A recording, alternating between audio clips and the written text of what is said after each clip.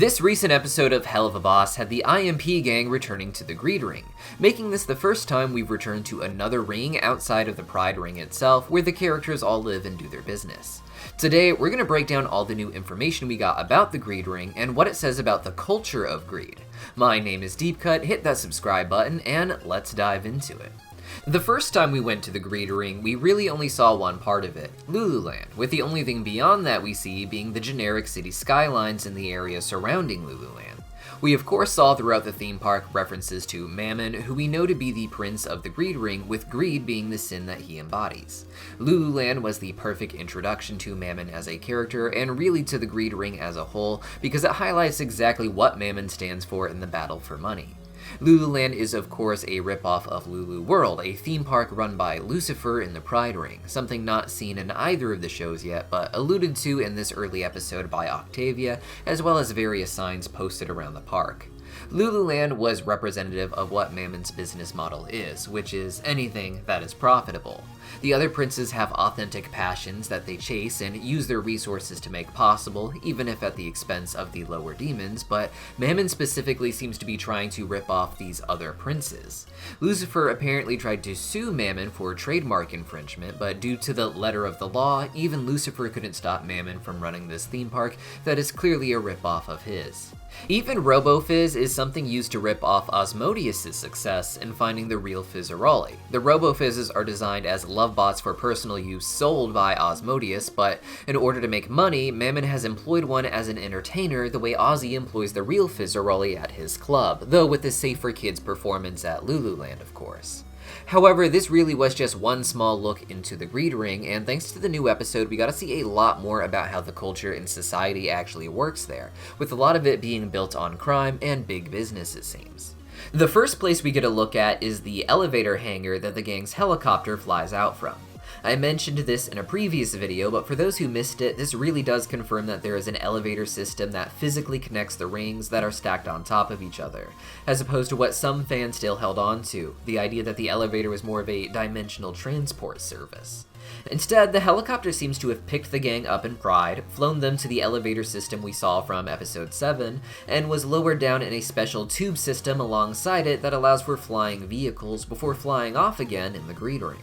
As it flies over the Greed Ring, we see that Lululand is still destroyed, something Fizzaroli mentioned back in episode 7 of season 1, and how he'd like to sue the person responsible for it, which is of course Blitz.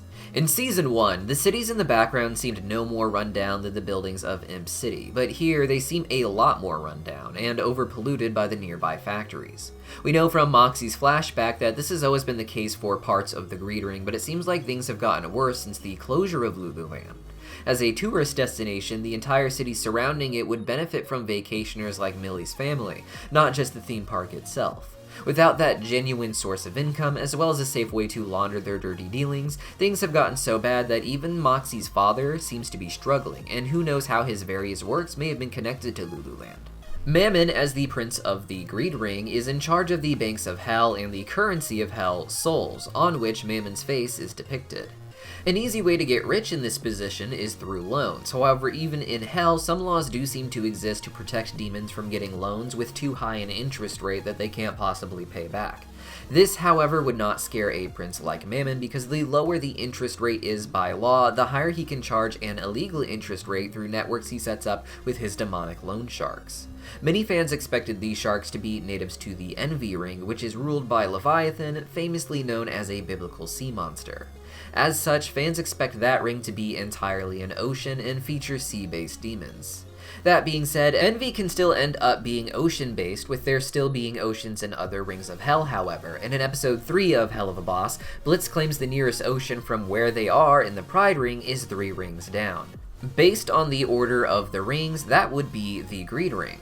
While we don't see an ocean itself in the Greed Ring, these rings can be as large as Earth or perhaps even larger, but it would be big enough for these shark demons to develop at the very least. These sharks are used as loan sharks, demons who give out loans to poor demons at rates they can't possibly pay back, allowing for the sharks to keep increasing the amounts the demons owe, making them financially in debt for their entire lives, existing just to keep paying them back long after they paid back what they initially borrowed. In addition to these sharks, however, greed seems largely populated by imps, the one species that seems to appear in all rings of hell so far. In Lululand, all of the workers as well as the attendees of the park appear to be imps. Outside of Lululand, the loan sharks appear to be at the top of the illegal loan business, but imps are very much involved with that and other greed ring trades as well. There is of course Moxie's family, who seems very important to the business, but most of the attendees at Moxie's induction into the family were loan sharks. We also see that there are imps carrying bags of money and such for Mammon with his face on the bags. When Moxie and Chaz engaged in warfare, however, it appears to be entirely against other imps instead of rival loan sharks. While we do see trophies on Crimson's wall of all different types of demons that he had killed, I would imagine that most of the shark ornaments on the wall are people within Crimson's shark loan business that have lied or betrayed him in some way, such as we see him doing with Chaz's teeth at the end of the episode. Additionally, when Moxie is learning to shoot, it is specifically with a bunch of loan shark thugs aside from his family, and the victims are imps. This all gives the impression that Moxie's father rose to power by being the imp who would sell out his own kind, by making deals that would essentially enslave the imps financially to the loan sharks, making himself a bigger player there while largely destroying his community, the same way greed sharks seem to destroy everything.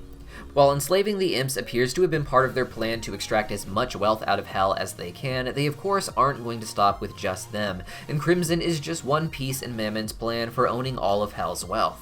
We of course have seen all the factories in the background and the great pollution they provide, and this pollution is seen making it into the water supply, which undoubtedly makes it to the ocean where I imagine a lot of loan sharks live.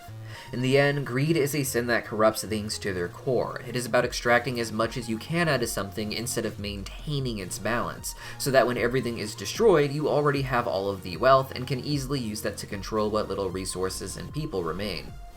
Beyond this darkness and destruction, there is of course a smaller neighborhood within Not Mafia Town that seems to be pretty nice. Moxie's father, Crimson, appears to have among the nicest of the homes here, but there are a lot of beautiful little homes in the high-end suburb-looking area. While imps in the greed ring may also live here, I imagine it to mostly be the home of more elite loan sharks, all of them clinging to their extra beautiful existence, away from the city folk that they've turned into their slave class by giving them jobs at factories that do not give them enough money to support themselves, while also setting them up with loans that they can't possibly pay back. But what do you guys think? Are there any cool details I missed about the greed ring? Let me know in the comments down below. And if you want more Cartoon Universe, consider following us on social media. We have a Cartoon Universe Twitter, I'll link that in the pinned comment down below, as well as our Instagram and Hailey's Fun Food Instagram, where she even posts cartoon related food she finds at special events.